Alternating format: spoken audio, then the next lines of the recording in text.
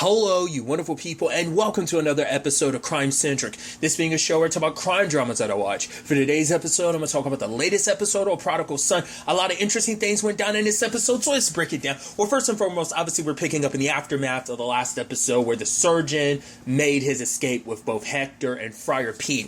And so it turns into a situation, and obviously, we had that flashback with Martin, Malcolm, and Ainsley, and it was a whole situation of, it's, telling Malcolm to share his toy, and it's like, oh, I gotta go on this trip, which part of me is like, okay, I wonder is that, because they play the message again, and it's like, I'm doing this to protect my family. I'm like, the fact is they picked that particular memory. I mean, it's also associated with, no matter where you are, I'm always going to be here in your head, no matter how far apart we are. But part of me is wondering, is there another, Nicholas Endicott? That's what I kind of brought up last episode, wondering if there's another someone out there that's a threat to his family that he's picking now as a time. Once again, why now out of any time if you were going to make a move like that? He's saying, making it everything I'm doing is to protect my family, but I'm like, could that necessarily pertain to going and getting Ainsley and making her disappear? Because I don't know if that is correlating, but it's like I said, the only thing I could think of is there was another Nicholas Endicott that but like I said, it's trip he went on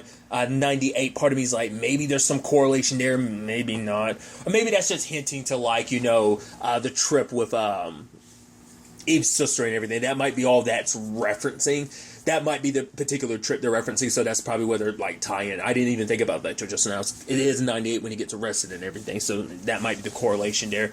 They just made such an emphasis on the trip, so I'm it's most likely that trip. But nevertheless, tangents and all that aside, I thought it was interesting, the whole thing of I'm always in your head, which obviously he hasn't had his dad in his head since last 2 episodes ago, because obviously he was kind of hallucinating and he saw his dad, but he cut his dad off last episode, only talked to him once or twice in the episode. But it's a situation of now it's I've got to help capture my dad. It's because of that tug and pull of multiple things. And I think that's the interesting thing about Malcolm as a character is that complication of, it's one, I got to prove to myself by capturing my dad. 2, I gotta prove myself to other people because it's I'm the surgeon's kid, so he feels he has even more to prove to other people and to himself. But there's also an element of, this is his dad, that comes with complicated feelings of I want to be able to bring you in because I need to, because regardless of what I say, I kind of need you in my life. And it also turns into an interesting conversation later on with Danny, where he's telling other people, oh, I'm fine, but Danny's I don't want to hear it. He's no, I'm not. And Danny was almost caught off guard. He's right, not what you expected to hear. And she's it's understandable considering everything. This is your father. He's a psychopath and everything. But for him, it's yes, the very least, I did visit my dad from time to time. The fact of the matter is, but there was some solace in knowing exactly where he was, that he was in the prison or whatever. And it's right, because it was a situation, and I could decide whether or not to talk to him or ignore him. It's it's because in this situation, you always had control, is kind of what Danny was pointing out. And now that he's free, that control is gone, especially because so much of Malcolm's life was out of his control, and still kind of a lot of himself is still out of control. So being able to pinpoint his dad, to be able to have control over his dad, because his dad's always had some hold or control over him to a certain extent. So that, I think that's a real psychological element to it. But obviously there's a marshal brought in, Ruiz. It was even that thing of wait, you're Martin Whitley's son, and it's Gil and Malcolm look at each other, and she's oh, I'm sorry. It's oh my God, I was was that about to turn into a thing? But it's no, she was cracking a terrible joke. Holy crap. So obviously there's the questioning of,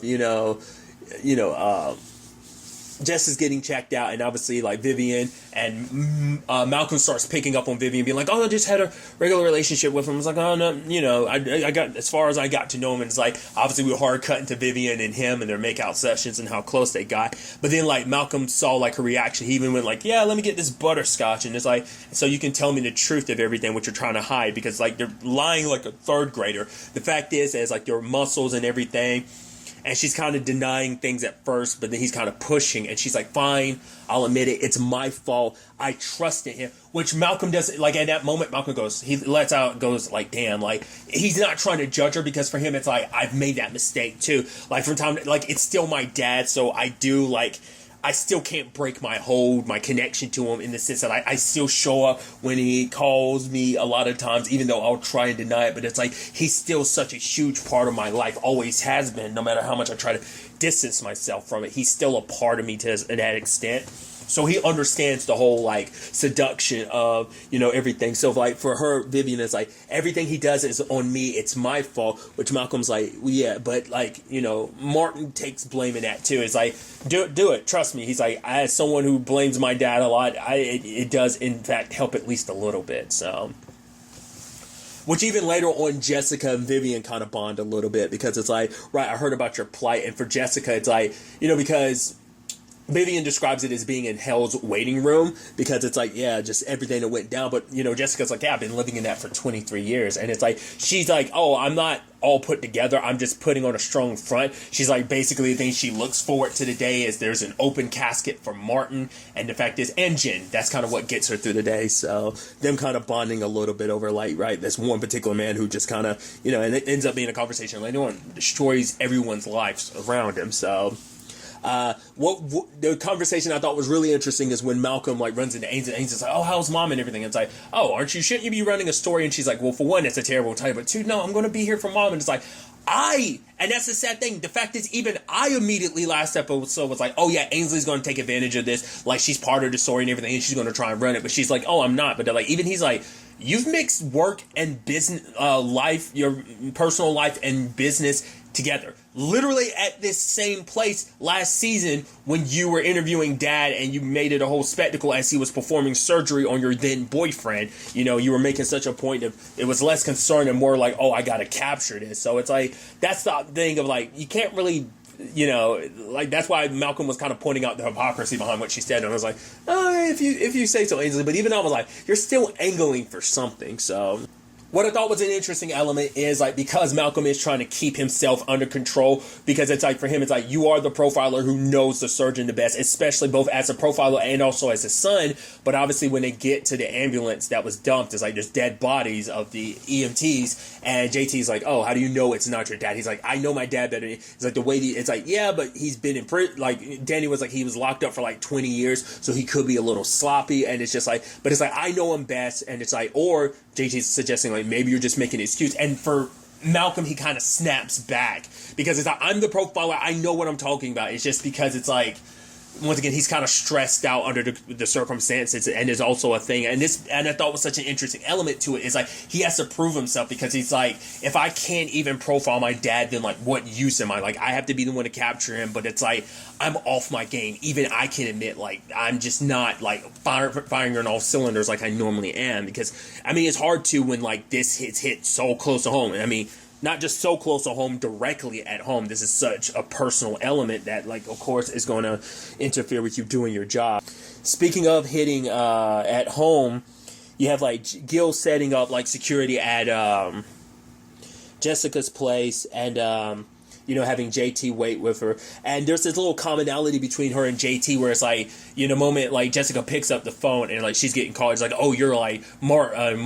Whitley's whore, like didn't know the 23 people he was killing. It's like, oh, thank you. And she hangs up, and JT's like, wow, you're impressive. Like, just kind of taking it with stride. And she's like, what? It's like, he understands because of the situation, you know, with the department, like earlier this season. It's like, he's like, I didn't even file a report, I'm still dealing with the backlash of that, you know. And it's like, well, why don't you bring it up to, like, you know, Gil or something? He's like, honestly, I don't know, like, why, you know. But it's also like, well, you know, when it comes to you, why do you pretend like it was no one on the phone, like, you know, that it wasn't something like, you know, because immediately they knew that with Martin back out there, that is going to turn into a shitstorm, that the Whitley family was going to be under a microscope again. Kind of no surprise. So in the episode, we don't see like the rampant reporters and stuff like that, so the police are probably keeping them away. But obviously that call is just kind of a small part of, like, you know, kind of showing you, like, because we never actually got to we get to see it smaller parts in season 1, but we never got to see it in its full effect, the full frenzy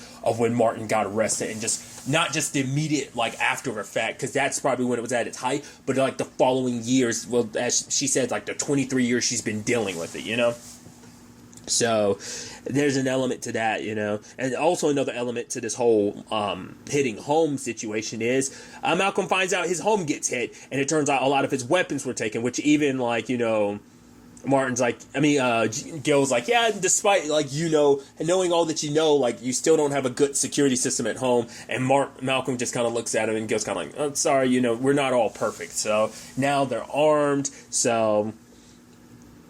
And once again, it is that thing of, like, he's now having to answer questions from both Ruiz as well as other cops being like, yeah, you visited your dad on occasion, right? Like, how did you not see it? And that's the problem. That's what frustrates. It's like, I'm the profiler. I'm supposed to know my dad better than anyone else, and I didn't see a hint about what was going on. To be fair, you were also avoiding your dad last episode. If you had talked to him more extensively, if it wasn't just a one-sided conversation, maybe things could have shifted a little bit. But obviously, like, there's the whole thing of, like, I forgot, one thing led them to a particular area, but then it was like, oh, Malcolm figured out the bowling alley nearby, because it's like, right, they need the people that's with, it's like, my dad knows he needs to let them have their, like, breathing room, or the fact is that it's going to turn nasty later on. So Malcolm goes in there and finds a dead body, but it's not his dad, there's Friar Pete, which we kind of get a little bit more into Friar Pete's circumstances of, like, yeah, your dad's anger and stuff like that. The bowling alley, you know, near your house and everything was like your first sanctuary, because he grew up in Pittsburgh and stuff like that. They were kind of getting into, and it's like, oh, my dad wasn't angry, my dad was furious, you know, about every little thing. So his dad, like, was angry about everything. My dad was angry at God and turned against me and, you know, lashed out against me. But it's like, the only place he left me alone was the bowling alley. So it's like, oh, you are going to do the same. You're going to leave me alone and let me finish my game.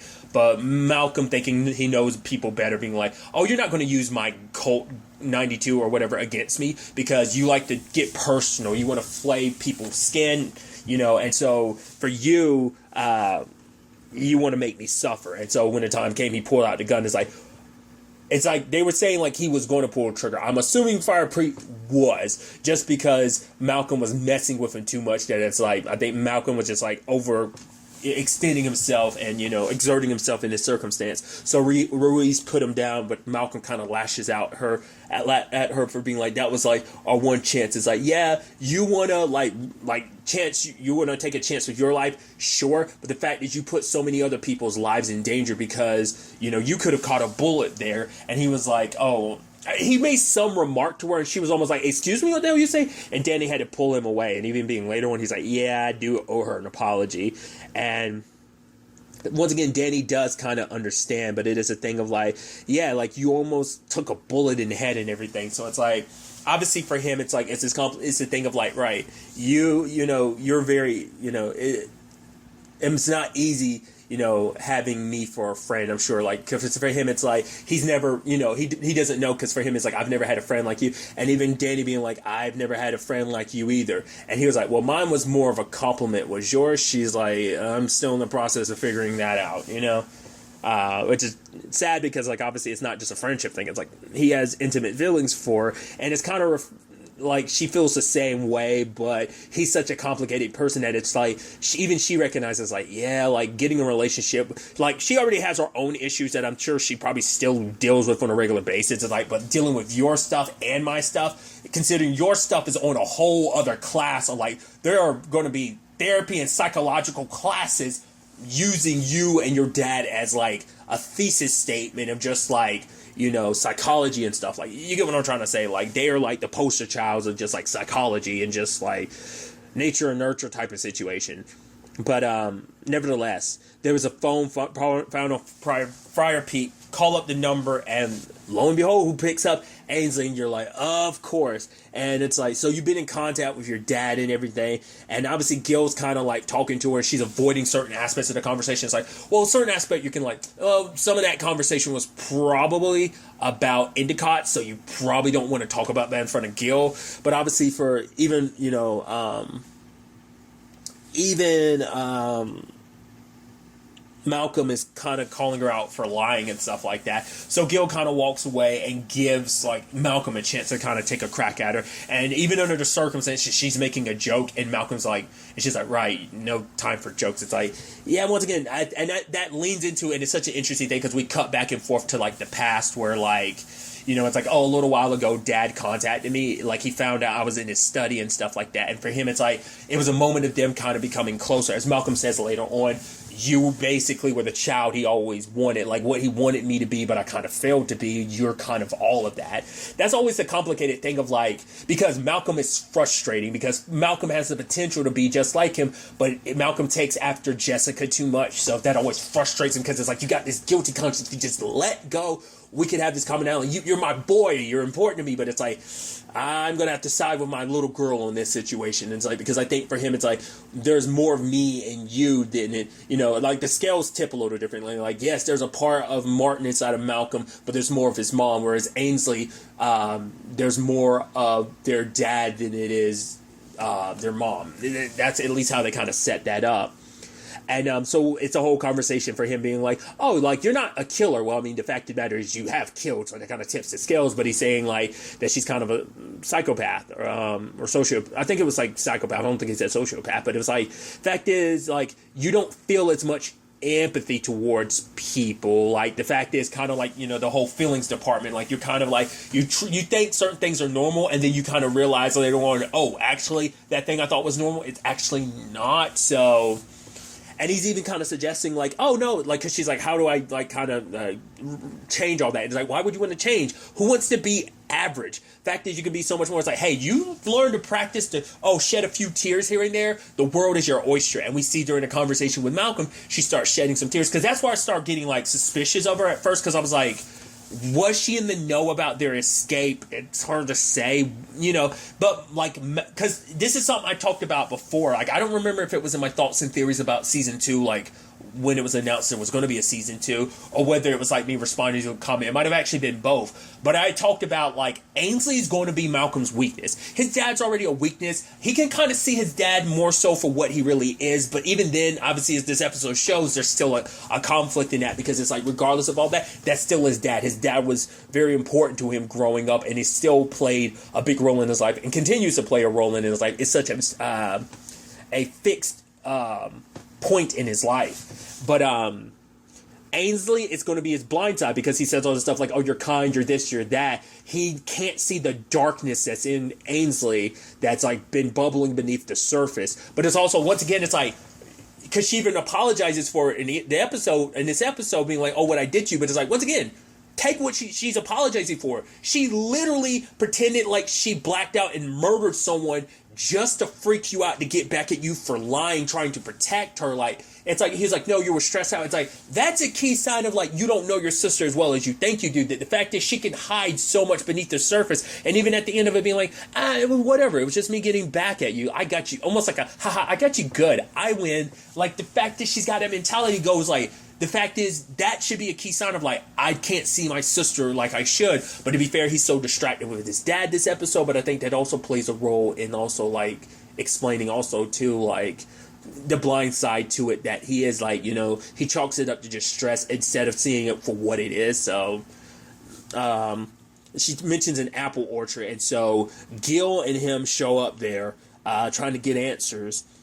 Because also there was an interesting conversation between Gil and Jessica. It's like, no matter, because Gil's like, maybe I should have spent more time with Ainsley growing up. And Jessica's like, you literally were there for Malcolm, and he's still under Martin's spell. So it's like, what could either one of us have really done? Like, this situation is so jacked up. There was like no clear answer or clear way through these circumstances. Like, I mean, there's no guide on how to handle circumstances like this and what the effect it can have on your kids. But, they didn't really go into that, but I think that kind of like fills in with the conversation. But Gil and Malcolm went to investigate the orchard. They run into a dude named Bobby, and obviously he's acting a little suspicious. But it turns out like there was like $400,000 given to like that family back in '94. They go look in the barn, and it turns out there's a crop duster there, and it's like, oh, what's that all about? It's like, okay, because at first they're hinting like, oh.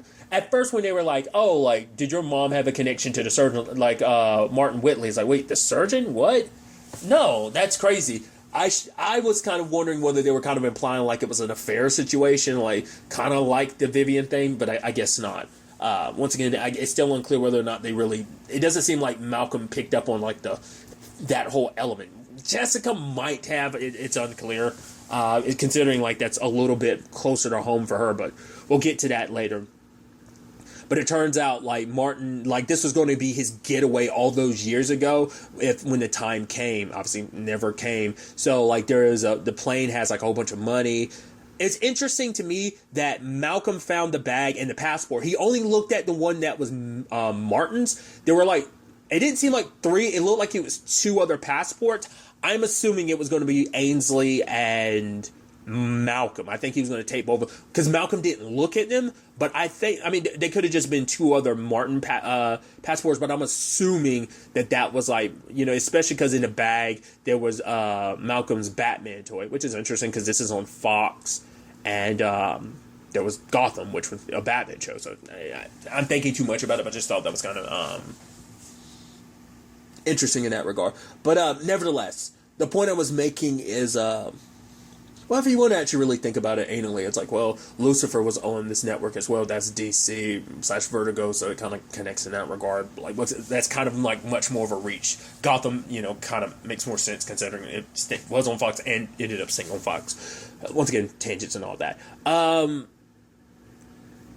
God, like I said, I lost my thought. Right, so it shows that like Malcolm's kind of been like, oh, it's nothing. It's just, it's a toy of mine. But once again, it kind of showcases like your dad was planning on taking you with him, or at the very least taking that as a reminder of like you. But I think he was going to take you and Ainsley. But then it's like, right, something's off about Bobby. He got a message on his phone, but also something's weird because it's like, we told him a serial killer's on his way, and he didn't ask, like, oh, when is he going to arrive? So it's like, they kind of figure, like, his family's most likely being held hostage. Malcolm's like, we can handle this on our own, Gil, but it's like, nah, he contacts Ruiz, but it's like, oh, yeah, we're already here. And even Malcolm asked Leon's like, how'd you even show up? It's like, oh, we've been exchanging information the entire time. So, like, they already knew where we were. They were just, like, probably a little behind, letting us kind of do our thing first. Maybe when Malcolm wasn't paying attention, like, Gil was kind of contacting her, whatever the case may be. They show up, they want to go in there, and Malcolm says he wants to just get the chance to talk to his dad, but she's like, psychopaths, they won't listen, and she's kind of suggesting, like, could you at least pretend like you want to save lives? Which Gil, it's like, I get it, we're in this together, but don't for a second imply like he doesn't want to save lives. That's all he ever does. It's just a complicated situation. But they go in, shots fired, Malcolm's kind of scared, like, and that moment means a lot considering it's like, oh, he's actually worried that his dad might get killed, because he was saying like, oh, they potentially want to kill him, because he was hoping to have like a more like resolved situation of bringing his father in and getting him arrested. It's because if his dad did die, I wonder what that would do to Malcolm. I don't know. It'd probably like break him in some shape or form. Once again, despite everything, his father does still have a hold on him. But when they get in there, Hector's there, and it's like, wait, where's my dad? It's like, oh, he was never here. He set this all in motion. He just left us instructions with what to do. And it's like, Malcolm got played the entire episode. Everyone did. And it's like, we've been following my dad's shadow. And it's like, it's like we completely missed the mark on this. So the question is like, well, where did he go then? So Malcolm goes and visits, the facility and ends up seeing Vivian as she leaves. And, it's like she ultimately ended up getting fired. And as she's leaving, she tells Malcolm, like, it's okay, like, because for him, it's like, my dad's a killer. I'm never going to forget that again. But then she's like, don't worry. I believe in karma. Your dad's going to get what's coming to him. And my thought with me was like, oh my God, is she going to eventually track down Martin and kill him out of revenge? And then she's leaving. And then I'm like, wait, are we going to find out she actually helped him escape? That like, this was all a ploy the entire time. It is a lover's thing of like, oh, Martin, oh, it all worked out. Yeah. And then she throws him. And then like we hear the thumping in the trunk. And she's like, shh, it's okay. We're going to be away soon. And I was like, okay. So that's why they haven't been able to find Martin. He's basically been inside her trunk the entire time. Either like there was a plan of like, oh, he came back and was like, oh, we can do this together. Like either he circled back like that, or the moment he left, like because like she was locked behind the door. So it's like he had to have come back, and then she was like, I think that's something we're going to be filled in next episode. But I think he came back for whatever reason, asking for her help, and this time it's like a thing of like, oh, I'm not going to let you go. Showcasing she isn't just someone that got fooled, like, oh, she's kind of psycho on her own level. I didn't get too many glimpses of that episode. I tried not to look, but I saw that out of my peripheral. I think we're getting a very Misery episode in the sense of like Stephen King's Misery, which interesting reference to make because I know it because like obviously like Family Guy spoofed it. I know a little bit about like Misery. I remember seeing some scenes and stuff like that, but I don't think I've ever seen that movie all the way through. But I know the gist of it to a certain extent. It's James Caan. I definitely know Kathy Bates, but I believe the dude is James Caan. If I'm not mistaken, I might be mistaken. I swear it's James Caan, but I could be wrong.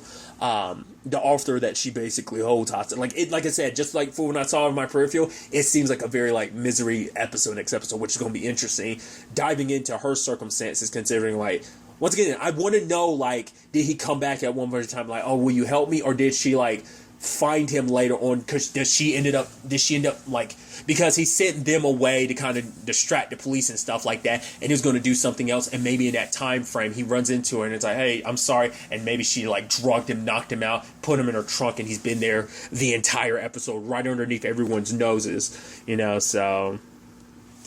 A lot of interesting developments. It's really going to be interesting to see ultimately where all of this ends up taking us going forward into the next episode. But really, that's all I want to talk about. So the next time we meet, be happy, be safe, live to the fullest, and enjoy it. Good day and goodbye.